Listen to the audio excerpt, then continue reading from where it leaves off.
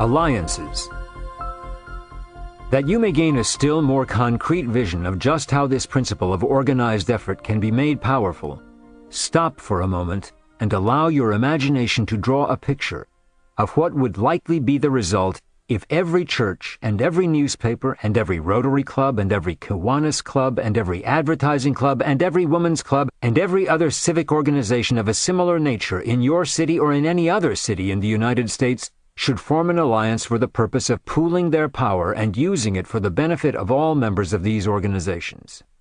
The results that might easily be attained by such an alliance stagger the imagination. There are three outstanding powers in the world of organized effort. They are the churches, the schools, and the newspapers. Think what might easily happen if these three great powers and molders of public opinion should ally themselves together for the purpose of bringing about any needed change in human conduct. They could, in a single generation, so modify the present standard of business ethics, for example, that it would practically be business suicide for anyone to try to transact business under any standard except that of the Golden Rule. Such an alliance could be made to produce sufficient influence to change, in a single generation, the business, social, and moral tendencies of the entire civilized world. Such an alliance would have sufficient power to force upon the minds of the oncoming generations any ideals desired. Power is organized effort, as has already been stated. Success is based upon power. That you may have a clear conception of what is meant by the term organized effort, I have made use of the foregoing illustrations, and for the sake of further emphasis, I am going to repeat the statement that the accumulation of great wealth and the attainment of any high station in life, such as constitute what we ordinarily call success, are based upon the vision to comprehend and the ability to assimilate and apply the major principles of the 17 lessons of this course. This course is in complete harmony with the principles of economics and the principles of applied psychology. You will observe that those lessons that depend for their practical application upon knowledge of psychology have been supplemented with sufficient explanation of the psychological principles involved to render the lessons easily understood. Before the manuscripts for this course went to the publisher, they were submitted to some of the foremost bankers and businessmen of America, that they might be examined, analyzed, and criticized by the most practical type of mind. One of the best-known bankers in New York City returned the manuscripts with the following comment, quote, "I hold a master's degree from Yale, but I would willingly exchange all that this degree has brought me in return for what your course on the law of success would have brought me had I been afforded the privilege of making it a part of my training while I was studying at Yale. My wife and daughter have also read the manuscripts, and my wife has named your course the Master Keyboard of Life, because she believes that all who understand how to apply it may play a perfect symphony in their respective callings, just as a pianist may play any tune when once the keyboard of the piano and the fundamentals of music have been mastered." Unquote. No two people on earth are exactly alike, and for this reason, no two people would be expected to attain from this course the same viewpoint. You should listen to the course, understand it, and then appropriate from it whatever you need to develop a well-rounded personality. This is Napoleon Hill's self-analysis questionnaire as presented in Think and Grow Rich. Do you often complain of feeling bad? If so, why? Do you find fault with other people easily? Do you often make mistakes in your work? Are you sarcastic and obnoxious? Do you deliberately avoid anyone? Why? Does life seem futile and hopeless to you? Do you often feel self-pity? If so, why? Do you envy people who are more successful? Do you devote more time to thinking about success or failure? Are you gaining or losing self-confidence as you grow older? Do you learn from your mistakes? Are you permitting a relative or friend to worry you? Are you sometimes elated and sometimes depressed? Who is the most inspiring person you know? Do you put up with negative influences? Are you careless about your personal appearance? Do you avoid your troubles by being busy? Do you let other people do your thinking for you? Are you annoyed by petty disturbances? Do you resort to liquor, drugs, or cigarettes to calm you down? Does anyone nag you? Do you have an aim in life and a plan for achieving it? Do you suffer from any of the 6 basic fears? Do you have a way to shield yourself from the negative effects of others? Do you actively attempt to keep your mind positive? What do you value more, your physical possessions or your ability to control your own thoughts? Are you easily influenced by others? Have you learned anything of value today? Do you accept responsibility for problems? Do you analyze mistakes and try to learn from them? Can you name your 3 most damaging weaknesses and explain what you are doing to combat them? Do you encourage others to bring their troubles to you for sympathy? Does your presence have a negative influence on others? What habits in others annoy you the most? Do you form your own opinions or let yourself be influenced by others? Does your job inspire you? Do you have spiritual forces powerful enough to keep you free from fear? If you believe that birds of a feather flock together, what do you know about your friends? Do you see any connection between your friends and some unhappiness in your life? Is it possible that some close friend or associate has a negative influence on your mind? What criteria do you use to determine who is helpful to you and who is harmful? Are your intimate associates mentally superior or inferior to you? How much time out of every day do you devote to your occupation, sleep, play and relaxation, acquiring useful knowledge? Plain waste. Who, among your friends and family, encourages you the most, cautions you the most, discourages you the most? What is your greatest worry? Why do you tolerate it? When others offer you unsolicited advice, do you accept it without question or analyze their motive for giving it? What, above all else, do you desire? Do you intend to get it? Are you willing to subordinate all other goals for this one? How much time do you devote to it daily? Do you change your mind often? Do you usually finish what you start?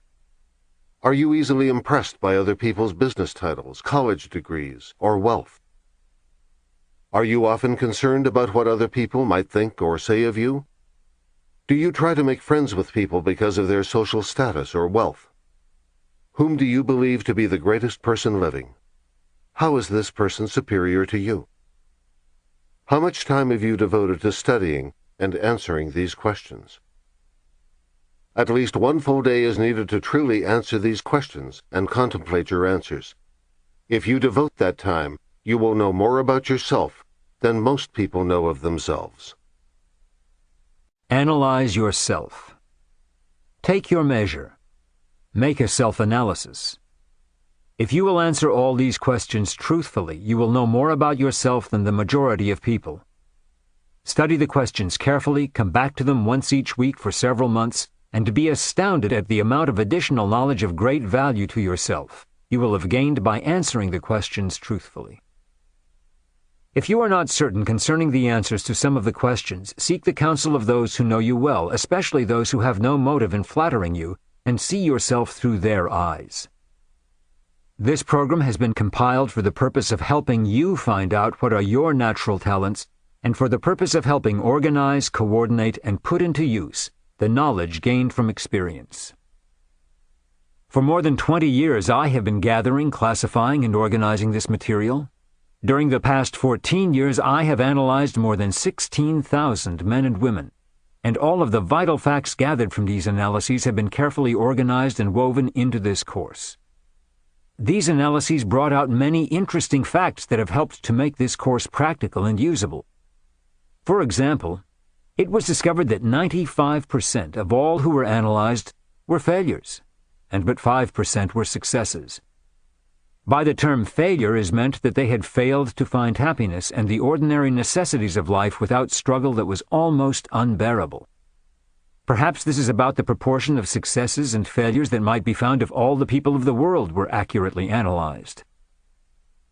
The struggle for a mere existence is tremendous among people who have not learned how to organize and direct their natural talents, while the attainment of those necessities, as well as the acquiring of many of the luxuries, is comparatively simple among those who have mastered the principle of organized effort. One of the most startling facts brought to light by those 16,000 analyses was the discovery that the 95% who were classed as failures were in that class because they had no definite chief aim in life, while the 5% constituting the successful ones not only had purposes that were definite, but they had also definite plans for the attainment of their purposes. Another important fact disclosed by these analyses was that the 95% constituting the failures were engaged in work which they did not like, while the 5% constituting the successful ones were doing that which they liked best. It is doubtful whether a person could be a failure while engaged in work he liked best.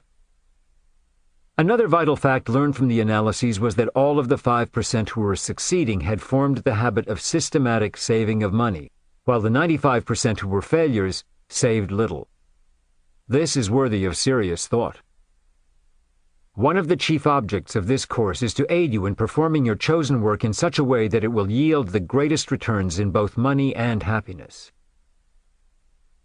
A good encyclopedia contains most of the known facts of the world, but they are as useless as sand dunes until organized and expressed in terms of action. A definite chief aim.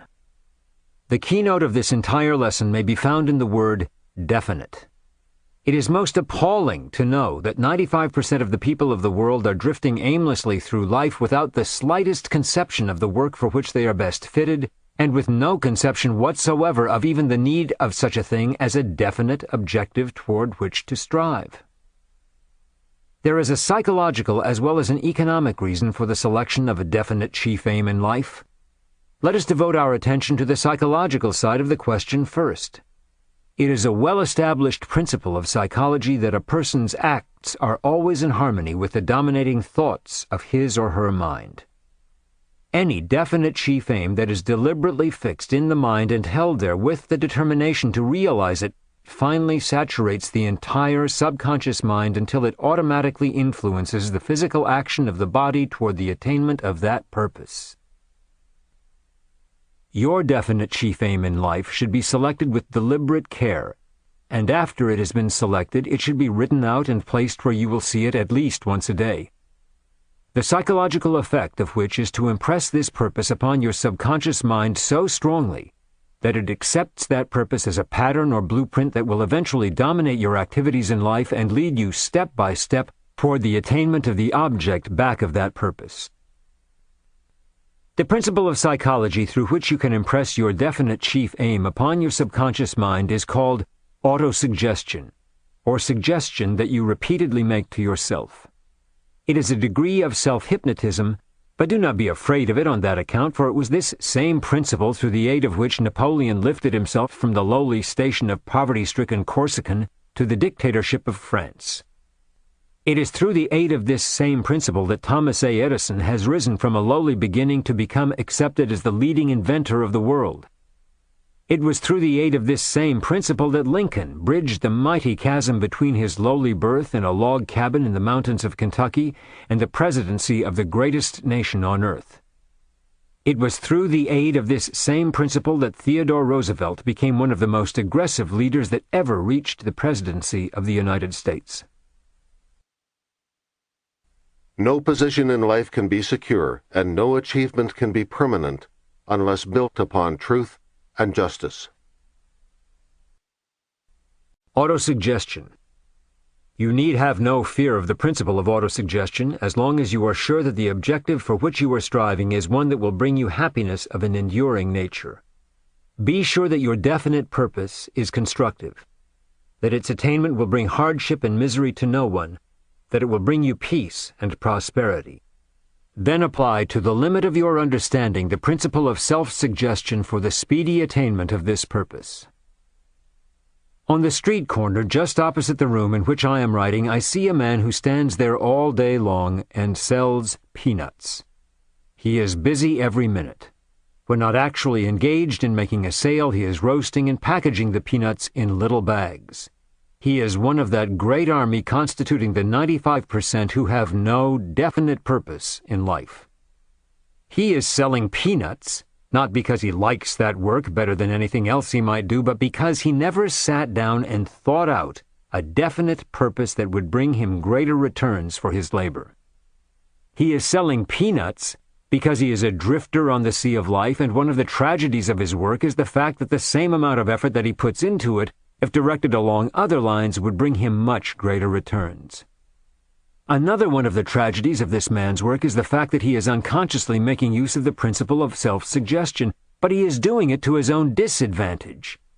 No doubt if a picture could be made of his thoughts, there would be nothing in that picture except a peanut roaster, some little paper bags, and a crowd of people buying peanuts. This man could get out of the peanut business if he had the vision and the ambition first to imagine himself in a more profitable calling, and the perseverance to hold that picture before his mind until it influenced him to take the necessary steps to enter a more profitable calling. He put sufficient labor into his work to bring him a substantial return if that labor were directed toward the attainment of a definite purpose that offered bigger returns. One of my closest personal friends is one of the best-known writers and public speakers of this country. About 10 years ago, he caught sight of the possibilities of this principle of self-suggestion and began immediately to harness it and put it to work. He worked out a plan for its application that proved to be very effective. At that time, he was neither a writer nor a speaker.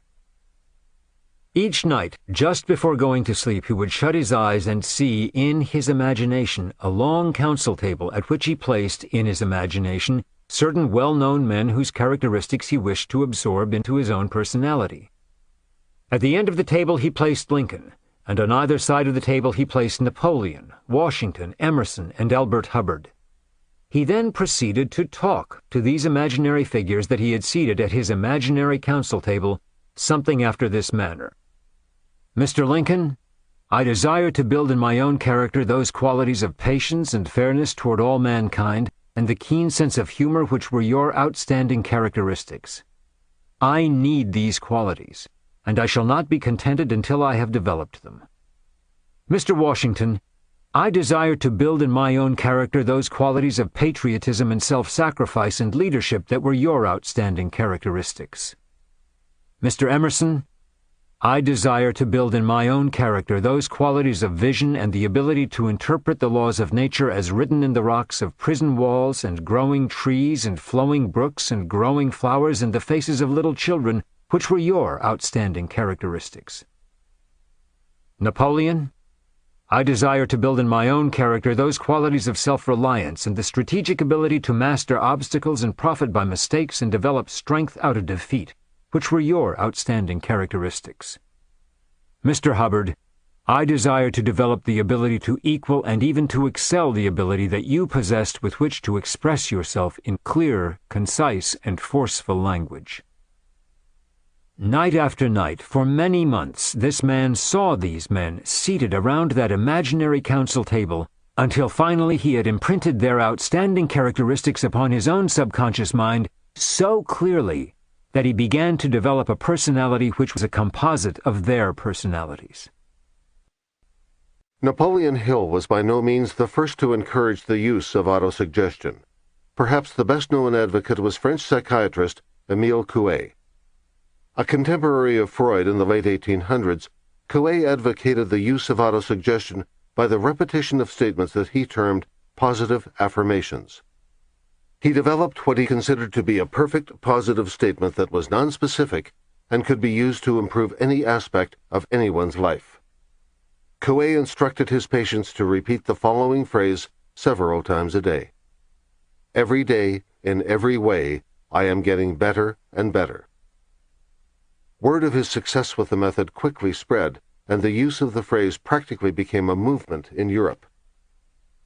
When Coué traveled to America on a lecture tour, the press of the day found his idea to be too simplistic, and parodied his affirmation with their own version, "Hell's bells, I'm well."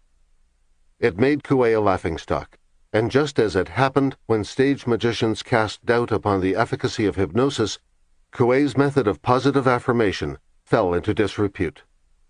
Serious scientists and therapists continued to work with these methods, but as with Hill's theories about the power of the mind to heal the body, it took the openness of the latter part of the 20th century before the techniques of self-hypnosis, autosuggestion, and positive affirmations began to gain general acceptance once again. If you wish to increase your knowledge of these techniques, the following books will provide you with a diversity of information. Creative Visualization by Shakti Gawain. Psychocybernetics by Dr. Maxwell Maltz. Visualization, Directing the Movies of Your Mind by Adelaide Bry. Getting Well Again by Dr. O. Carl Simonton. And Self-Hypnosis by Leslie M. Lacron. The subconscious mind may be likened to a magnet, and when it has been vitalized and thoroughly saturated with any definite purpose, it has a tendency to attract all that is necessary for the fulfillment of that purpose. Like attracts like, and you may see evidence of this law in every blade of grass and every growing tree. The acorn attracts from the soil and the air the necessary materials out of which to grow an oak tree. It never grows a tree that is part oak and part poplar. Every grain of wheat that is planted in the soil attracts the materials out of which to grow a stalk of wheat. It never makes a mistake and grows both oats and wheat on the same stalk. People are subject also to this same law of attraction. Go into any cheap boarding house district in any city, and there you will find people of the same general trend of mind associated together. On the other hand, go into any prosperous community, and there you will find people of the same general tendencies associated together.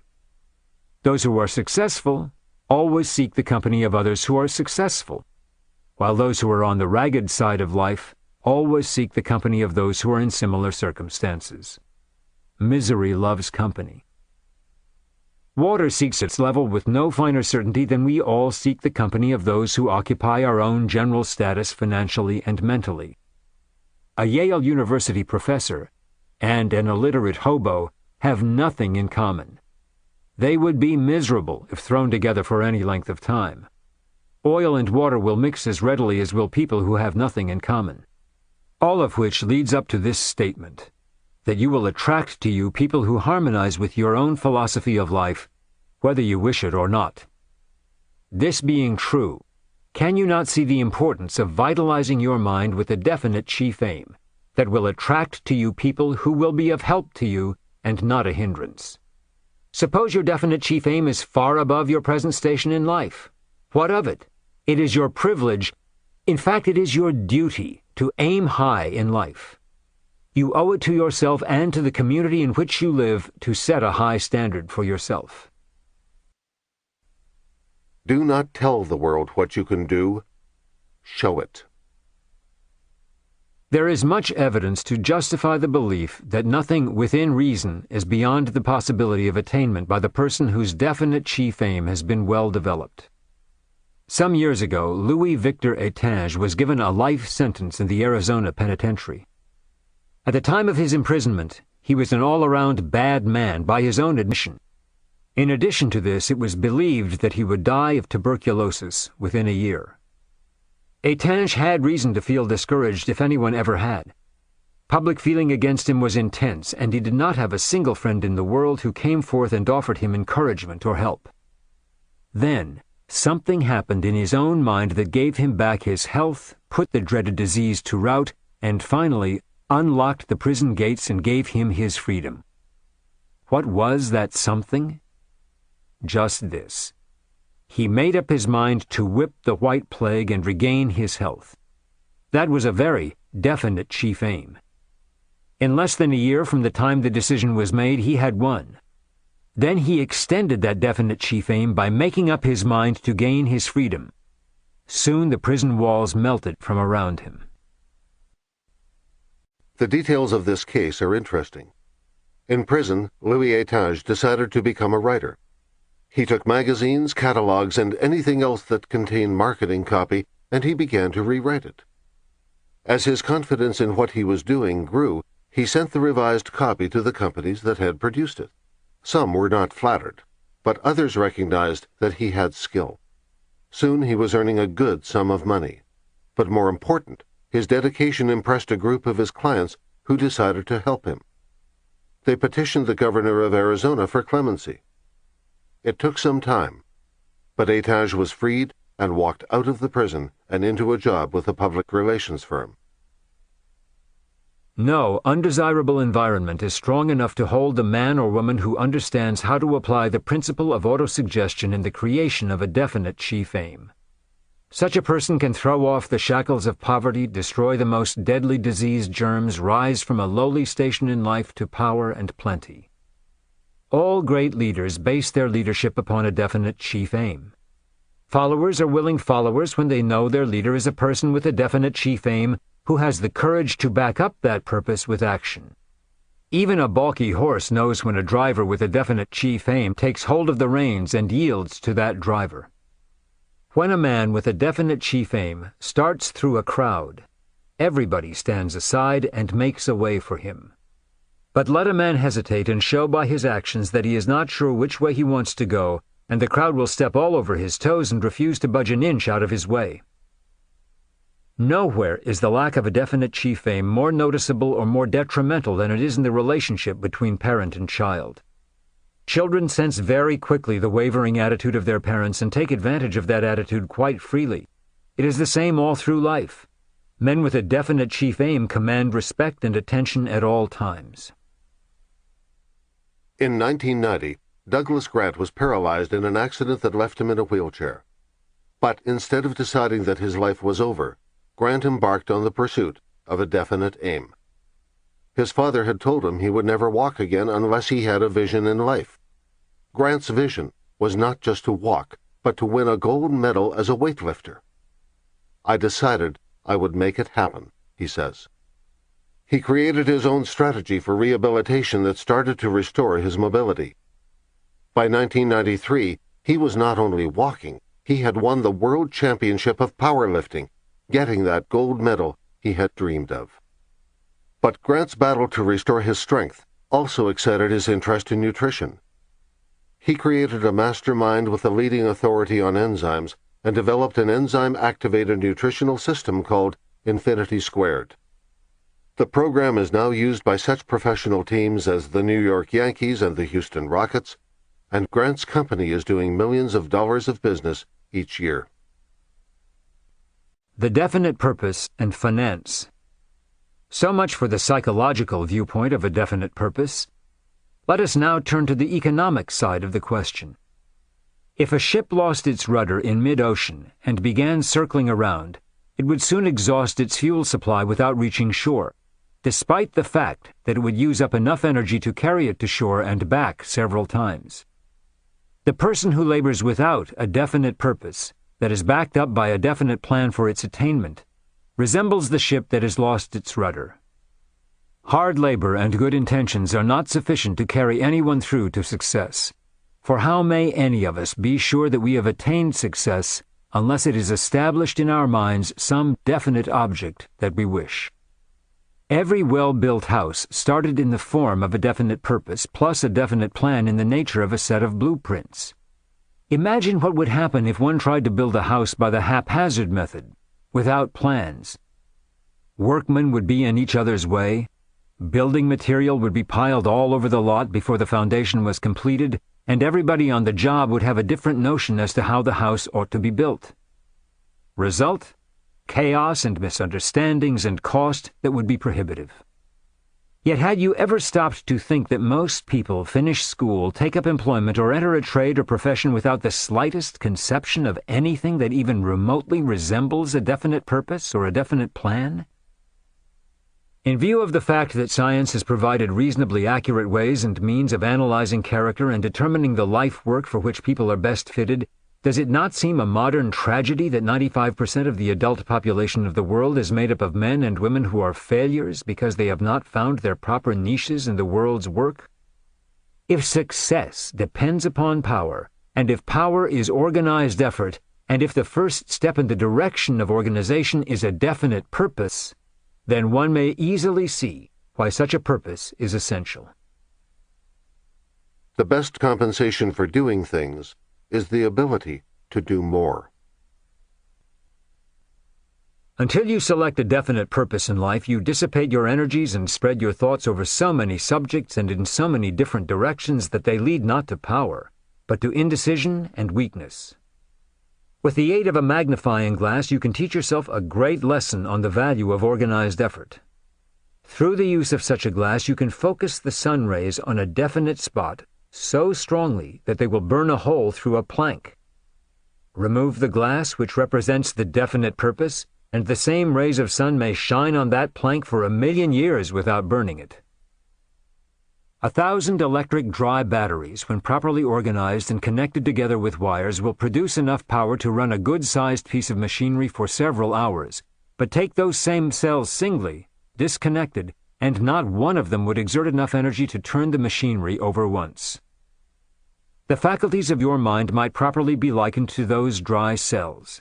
When you organize your faculties according to the plan laid down in the 17 lessons of this course on the law of success, and direct them toward the attainment of a definite purpose in life, you then take advantage of the cooperative or accumulative principle out of which power is developed, which is called organized effort.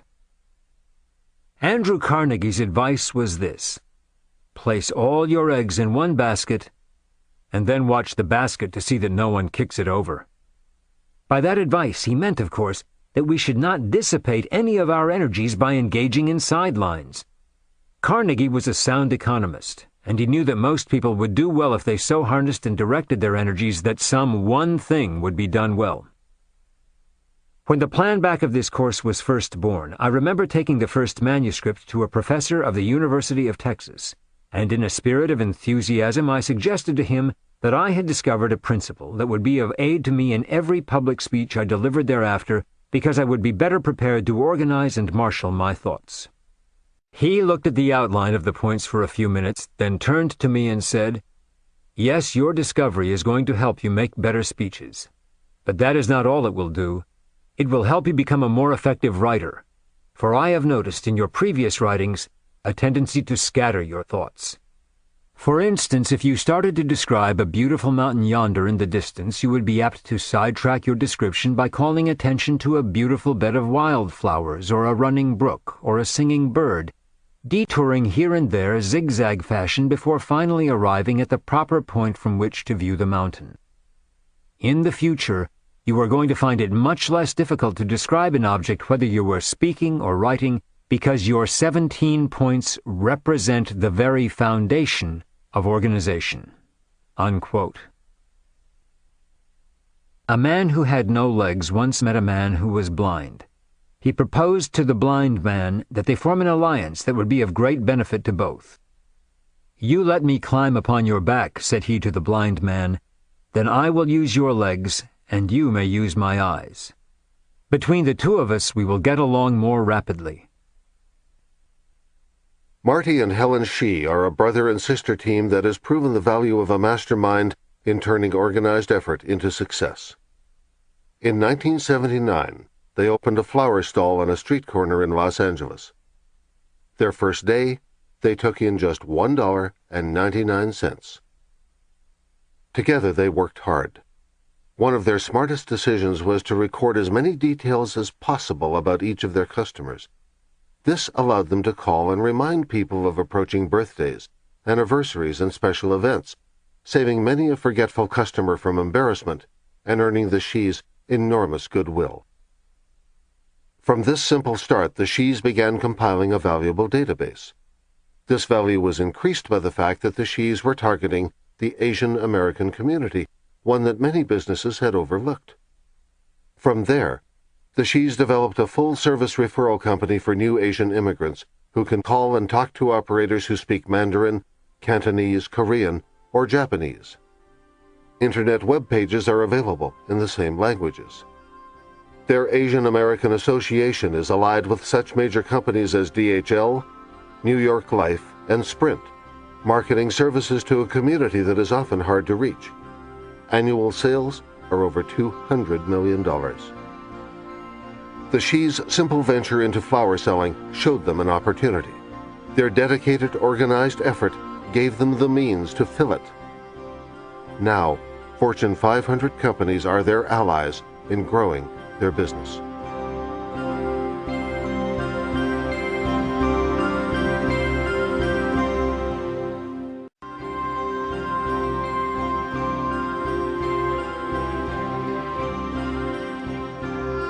Out of allied effort comes greater power. This is a point that is worthy of much repetition. The great fortunes of the world have been accumulated through the use of this principle of allied effort. That which one individual can accomplish single-handed during an entire lifetime is but meager at best, no matter how well organized that individual may be. But that which one person may accomplish through the principle of alliance with others is practically without limitation. That mastermind to which Carnegie referred during my interview with him was made up of more than a score of minds. In that group were men of practically every temperament and inclination. Each man was there to play a certain part, and he did nothing else. There was perfect understanding and teamwork between these men. It was Carnegie's business to keep harmony among them, and he did it wonderfully well. If you are familiar with team sports, you know, of course, that the winning team is the one that best coordinates the efforts of its players. Teamwork wins. It is the same in the great game of life. In your struggle for success, you should keep constantly in mind the necessity of knowing what it is that you want, of knowing precisely what is your definite purpose, and the value of the principle of organized effort in the attainment of that which constitutes your definite purpose. In a vague sort of way, nearly everyone has a definite purpose, namely the desire for money. But this is not a definite purpose within the meaning of the term as it is used in this lesson. Before your purpose could be considered definite, even though that purpose were the accumulation of money, you would have to reach a decision as to the precise method through which you intend to accumulate that money. It would be insufficient for you to say that you would make money by going into some sort of business. You would have to decide just what line of business. You would also have to decide just where you would locate. You would also have to decide the business policies under which you would conduct your business. In answering the question, what is your definite purpose in life, that appears in the questionnaire that I have used for the analysis of more than 16,000 people, many answered about as follows. My definite purpose in life is to be of as much service to the world as possible and earn a good living. That answer is about as definite as a frog's conception of the size of the universe is accurate. The object of this lesson is not to inform you as to what your life work should be, for indeed this could be done with accuracy only after you had been completely analyzed, but it is intended as a means of impressing upon your mind a clear conception of the value of a definite purpose of some nature and the value of understanding the principle of organized effort as a means of attaining the necessary power with which to materialize your definite purpose. Careful observation of the business philosophy of more than 100 men and women who have attained outstanding success in their respective callings disclosed the fact that each was a person of prompt and definite decision. The habit of working with a definite chief aim will breed in you the habit of prompt decision, and this habit will come to your aid in all that you do. Moreover, the habit of working with a definite chief aim will help you to concentrate all your attention on any given task until you have mastered it. Anyone can start, but only the thoroughbred will finish. Concentration of effort and the habit of working with a definite chief aim are two of the essential factors in success which are always found together. One leads to the other. The best-known successful business leaders were all people of prompt decision who worked always with one main, outstanding purpose as a chief aim. Some notable examples are as follows. F. W. Woolworth chose as his definite chief aim the belting of America with a chain of stores and concentrated his mind upon this one task until he made it and it made him. William Wrigley concentrated on the production and sale of a 5-cent package of chewing gum and turned this one idea into millions of dollars. Thomas Edison concentrated upon the work of understanding physical laws and created more useful inventions than any other man who ever lived.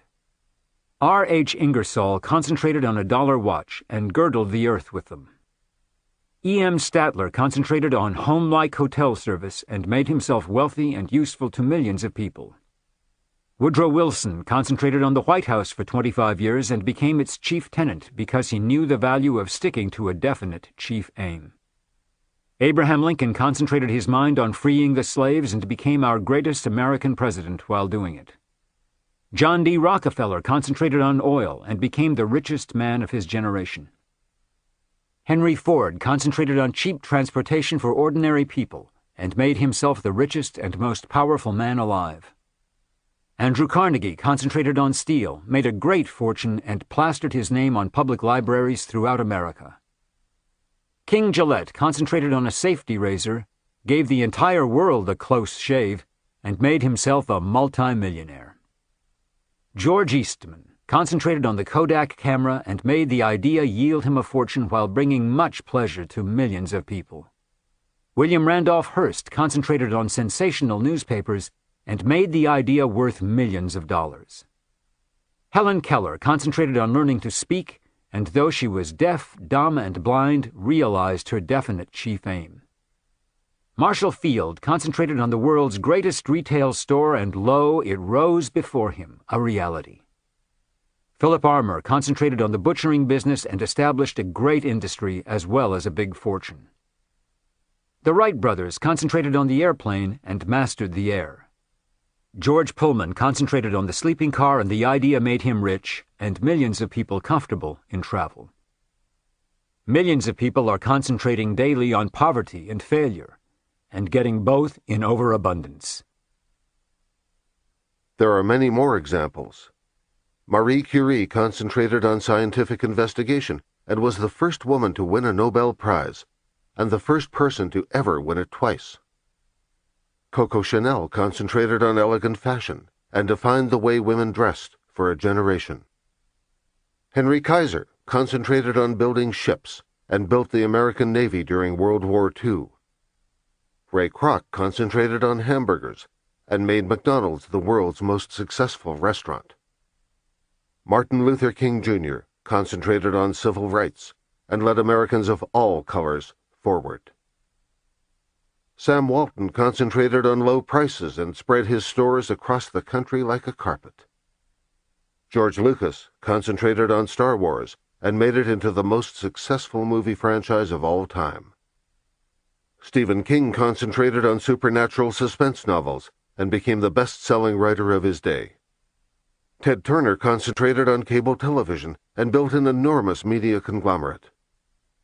Harry Helmsley concentrated on real estate and amassed more than $1 billion of land in New York City. Martha Stewart concentrated on do-it-yourself projects, changed the way people thought about their homes, and created an empire of books, magazines, and television shows. Bill Gates concentrated on software and became America's richest person. Whom would you add? Finding your life work. Thus it will be seen that all who succeed work with some definite, outstanding aim as the object of their labors. There is some one thing that you can do better than anyone else in the world could do it. Search until you find out what this particular line of endeavor is. Make it the object of your definite chief aim, and then organize all of your forces and attack it with the belief that you are going to win. In your search for the work for which you are best fitted, it will be well if you bear in mind the fact that you will most likely attain the greatest success by finding out what work you like best.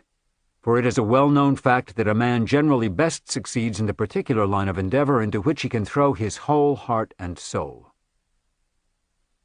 As with so much of what Hill wrote, his advice to focus on that for which you are best suited as your life's work has also been expanded upon by many other authors.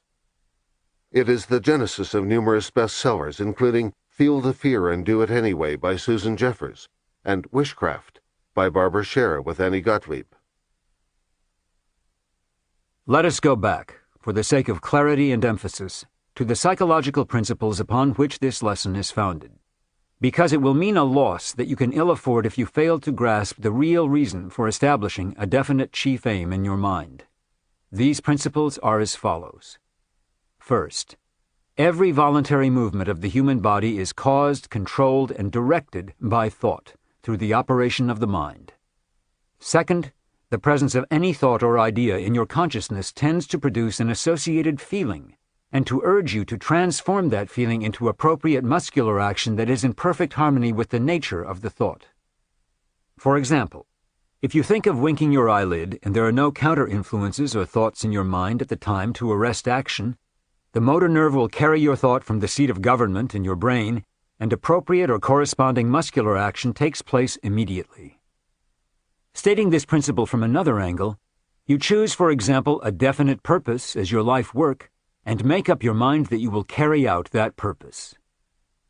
From the very moment that you make this choice, this purpose becomes the dominating thought in your consciousness, and you are constantly on the alert for facts, information, and knowledge with which to achieve that purpose. From the time that you plant a definite purpose in your mind begins both consciously and unconsciously to gather and store away the material with which you are to accomplish that purpose. Desire is the factor that determines what your definite purpose in life shall be. No one can select your dominating desire for you, but once you select it yourself, it becomes your definite chief aim and occupies the spotlight of your mind until it is satisfied by transformation into reality, unless you permit it to be pushed aside by conflicting desires. To emphasize the principle I am here trying to make clear, I believe it is not unreasonable to suggest that to be sure of successful achievement, one's definite chief aim in life should be backed up with a burning desire for its achievement. I have noticed that boys and girls who enter college and pay their way through by working seem to get more out of their schooling than do those whose expenses are paid for them.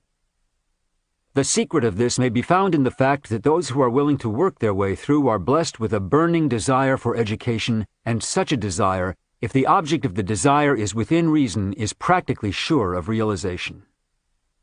Science has established beyond the slightest room for doubt that through the principle of autosuggestion, any deeply rooted desire saturates the entire body and mind with the nature of the desire, and literally transforms the mind into a powerful magnet that will attract the object of the desire if it be within reason. For the enlightenment of those who might not properly interpret the meaning of this statement, I will endeavor to state this principle in another way. For example, merely desiring an automobile will not cause that automobile to come rolling in. But if there is a burning desire for an automobile, that desire will lead to the appropriate action through which an automobile may be paid for. Merely desiring freedom would never release a prisoner if it were not sufficiently strong to cause him to do something to entitle himself to freedom. Beyond your burning desire. These are the steps leading from desire to fulfillment. First, the burning desire, then the crystallization of that desire into a definite purpose, then sufficient appropriate action to achieve that purpose. Remember that these 3 steps are always necessary to ensure success. I once knew a very poor girl from a troubled family who had a burning desire for friends, and she finally got many of them, and a husband too, but not without having transformed that desire into the development of a very attractive personality that, in turn, attracted other people. I once had a burning desire to be able to analyze character accurately, and that desire was so persistent and so deeply seated that it practically drove me into 10 years of research and study of men and women. George S. Parker makes one of the best fountain pens in the world, and despite the fact that his business is conducted from the little city of Janesville, Wisconsin, he has spread his product all the way around the globe, and he has his pen on sale in every civilized country in the world. More than 20 years ago, Mr. Parker's definite purpose was established in his mind, and that purpose was to produce the best fountain pen that money could buy. He backed that purpose with a burning desire for its realization, and if you carry a fountain pen, the chances are that you have evidence in your own possession that it has brought him abundant success.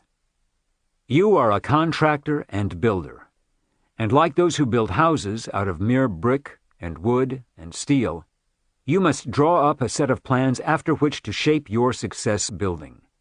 You are living in a wonderful age when the materials that go into success are plentiful and cheap. You have at your disposal in the archives of the public libraries the carefully compiled results of 2,000 years of research covering practically every possible line of endeavor in which one would wish to engage. If you wish to become a member of clergy, you have at hand the entire history of what has been learned by men and women who have preceded you in this field. If you want to become a mechanic, you have at hand the entire history of the inventions of machines and the discovery and use of metals and metallic things in nature. If you would become a lawyer, you have at your disposal the entire history of law procedure. Through the Department of Agriculture at Washington, you have at your disposal all that has been learned about farming and agriculture, where you may use it should you wish to find your life work in this field. Here, as in many other places, Hill seems very far ahead of his time. In this passage, he anticipates the age of the Internet, recognizing that information may be the most valuable commodity any man or woman can possess. The world was never so resplendent with opportunity as it is today.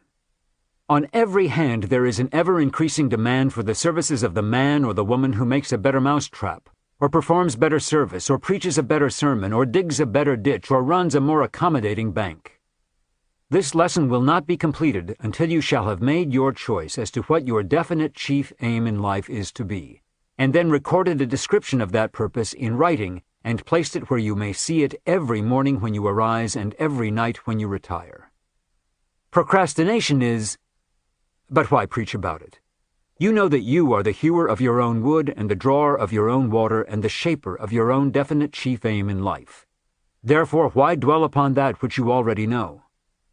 A definite purpose is something that you must create for yourself. No one else will create it for you, and it will not create itself. What are you going to do about it? And when? And how?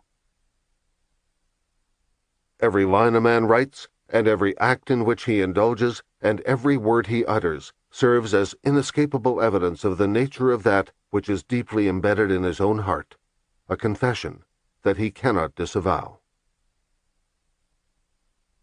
Desire. Start now to analyze your desires and find out what it is that you wish. Then make up your mind to get it. Lesson 3 will point out to you the next step and show you how to proceed. Nothing is left to chance in this course. Every step is marked plainly. Your part is to follow the directions until you arrive at your destination, which is represented by your definite chief aim. Make that aim clear and back it up with persistence that does not recognize the word impossible. When you come to select your definite chief aim, just keep in mind the fact that you cannot aim too high. Also keep in mind the never-varying truth that you'll get nowhere if you start nowhere. If your aim in life is vague, your achievements will also be vague, and it might well be added, very meager. Know what you want when you want it, why you want it, and how you intend to get it. This is known to teachers and students of psychology as the WWWH formula. What, when, why, and how. Listen to this lesson 4 times at intervals of 1 week apart. You will perceive much in the lesson the 4th time you hear it that you did not perceive the 1st time. Your success in mastering this course and in making it bring you success will depend very largely, if not entirely, upon how well you follow all the instructions it contains. Do not set up your own rules of study. Follow those laid down in the course, as they are the result of years of thought and experimentation. If you wish to experiment, wait until you master this course in the manner suggested by its author. You will then be in the position to experiment more safely. For the present, content yourself by being the student. You will, let us hope, become the teacher as well as the student after you have followed the course until you have mastered it. If you follow the instructions laid down in this course, you can no more fail than water can run uphill above the level of its source. Applying the principles of this lesson. Through the introductory lesson of this course, you became familiar with the principle of psychology known as the mastermind. You are now ready to begin use of this principle as a means of transforming your definite chief aim into reality. It must have occurred to you that one might as well have no definite chief aim unless one has also a very definite and practical plan for making that aim become a reality. Your first step is to decide what your major aim in life shall be. Your next step is to write out a clear, concise statement of this aim. This should be followed by a statement in writing of the plan or plans through which you intend to attain the object of your aim. Almost 10 years later, when Hill wrote Think and Grow Rich, he placed even greater emphasis on the need to write down your chief aim. And, as was mentioned earlier in this revised edition of The Law of Success, most of the self-improvement and motivational books written since agree that it is not enough for you to just know intellectually what you want. You must commit it to paper. If Hill believed the actual act was important, and if hundreds of other motivational experts agree, then you would be foolish not to follow this simple advice. Just do it. Your next and final step will be the forming of an alliance with some person or persons who will cooperate with you in carrying out these plans and transforming your definite chief aim into reality. The purpose of this friendly alliance is to employ the law of the mastermind in support of your plans. The alliance should be made between yourself and those who have your highest and best interests at heart. If you are married, your spouse should be one of the members of this alliance, providing there exists between you a normal state of confidence and sympathy.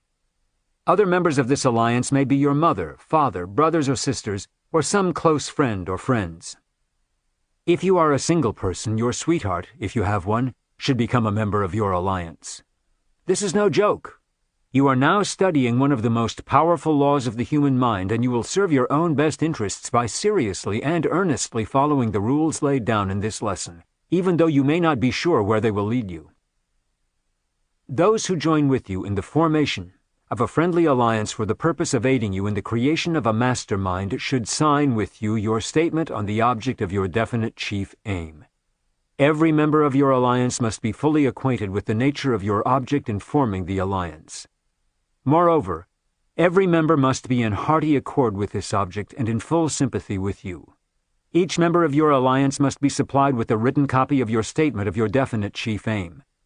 With this exception, however, you are explicitly instructed to keep the object of your chief claim to yourself. The world is full of doubting Thomases, and it will do your cause no good to have these rattle-brained people scoffing at you and your ambitions. Remember, what you need is friendly encouragement and help, not derision and doubt. If you believe in prayer, you are instructed to make your definite chief aim the object of your prayer at least once every 24 hours, and more often if convenient. If you believe there is a God who can and will aid those who are earnestly striving to be of constructive service in the world, surely you feel that you have a right to petition Him for aid in the attainment of what should be the most important thing in life to you. If those who have been invited to join your friendly alliance believe in prayer, ask them also to include the object of this alliance as a part of their daily prayer. Comes now one of the most essential rules that you must follow. Arrange with one or all of the members of your friendly alliance to state to you in the most positive and definite terms at their command that they know you can and will realize the object of your definite chief aim. This affirmation or statement should be made to you at least once a day, more often if possible. These steps must be followed persistently with full faith that they will lead you where you wish to go. It will not suffice to carry out these plans for a few days or a few weeks and then discontinue them. You must follow the described procedure until you attain the object of your definite chief aim regardless of the time required. From time to time it may become necessary to change the plans you have adopted for the achievement of the object of your definite chief aim. Make these changes without hesitation. No human being has sufficient foresight to build plans that need no alteration or change. If any member of your friendly alliance loses faith in the law known as the mastermind, immediately remove that member and replace him or her with some other person. Andrew Carnegie stated to me that he had found it necessary to replace some of the members of his mastermind. In fact, he stated that practically every member of whom his alliance was originally composed had in time been removed and replaced with some other person who could adapt himself more loyally and enthusiastically to the spirit and object of the alliance. You cannot succeed when surrounded by disloyal and unfriendly associates, no matter what may be the object of your definite chief aim.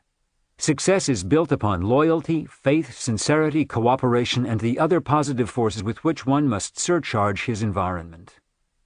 Many of you will want to form friendly alliances with those with whom you are associated professionally or in business with the object of achieving success in your business or profession. In such cases, the same rules of procedure which have been here described should be followed.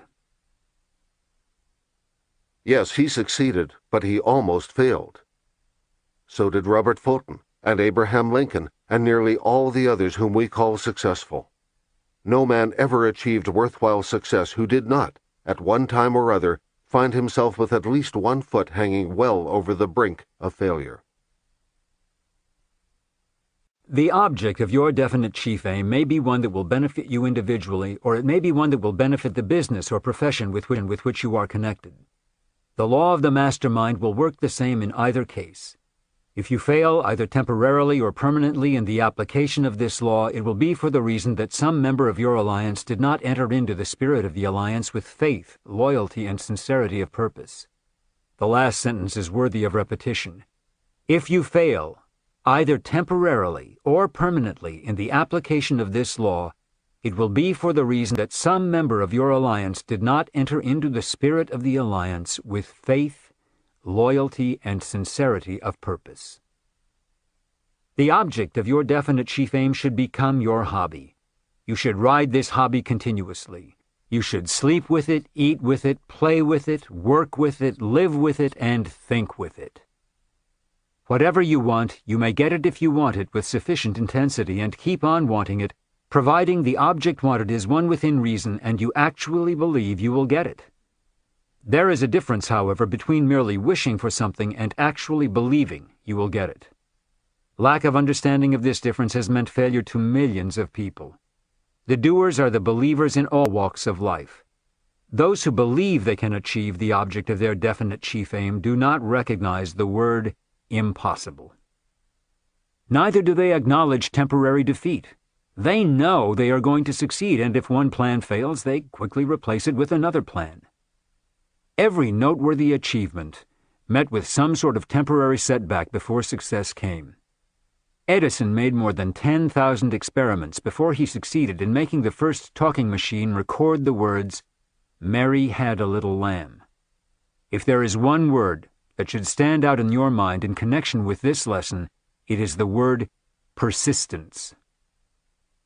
You now have within your possession the key to achievement. You have but to unlock the door to the temple of knowledge and walk in. But you must go to the temple. It will not come to you. If these laws are new to you, the going will not be easy at first. You will stumble many times. But keep moving. Very soon you will come to the brow of the mountain you have been climbing, and you will behold the valleys below, the rich estate of knowledge, which shall be your reward for your faith and efforts. Everything has a price. There is no such possibility as something for nothing. In your experiments with the law of the mastermind, you are jockeying with nature in her highest and noblest form. Nature cannot be tricked or cheated. She will give up to you the object of your struggles only after you have paid her price, which is continuous, unyielding, persistent effort. What more could be said on this subject? You have been shown what to do, when to do it, how to do it, and why you should do it. If you will master the next lesson on self-confidence, you will then have the faith in yourself to enable you to carry out the instructions laid down for your guidance in this lesson. Witness the lesson in this poem by John J. Ingalls. Master of human destinies am I.